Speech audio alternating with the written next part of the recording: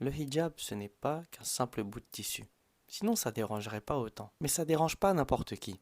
Parce que dans des pays comme la Malaisie ou l'Indonésie, il n'y a aucun souci avec le port du voile.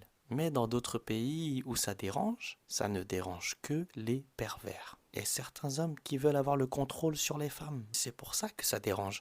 Parce que le voile, c'est une déclaration de foi qui dit: je ne me soumets que à Allah, mon Créateur, mon Seigneur. Je n'ai qu'un seul Seigneur et c'est Allah, subhanahu wa ta'ala. Depuis trop longtemps, il y a des gens qui gouvernent certains pays qui sont tout simplement pervers et ils n'aiment pas l'islam et le hijab parce qu'en islam, la femme, elle est précieuse. Sa beauté, c'est pas tout le monde qui le mérite. Par exemple, ces gens pervers qui s'énervent lorsqu'ils n'arrivent pas à contrôler une femme, ces gens-là ne méritent absolument pas la beauté d'une femme. En islam, la beauté de la femme n'est pas un trésor public. C'est pas un bien public qui doit être exposé à tout le monde. Non, la beauté de la femme est réservée à l'homme qui le mérite vraiment. Elle est réservée à l'homme qui va prendre la responsabilité de l'épouser.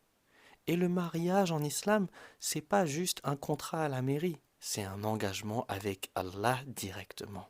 L'homme qui veut épouser une femme, il va devoir prendre cette responsabilité de lui donner un foyer, de la nourrir, la vêtir, l'aimer avec justice, la protéger physiquement, émotionnellement, spirituellement. Le mari s'engage avec Allah à prendre soin d'elle. Seul cet homme-là, celui qui a choisi de prendre toutes ses responsabilités et de traiter son épouse d'une manière qui satisfait à Allah Azzawajal. Seul le mari a l'honneur de voir pleinement la beauté de son épouse. Et de la même manière, l'homme, même avant d'être marié, n'a aucun droit d'admirer ou de convoiter la beauté d'une femme qui n'est pas son épouse. L'homme musulman, lorsqu'il croise une femme, il doit baisser le regard. Cela fait partie de sa responsabilité spirituelle. Et c'est quelque chose de magnifique.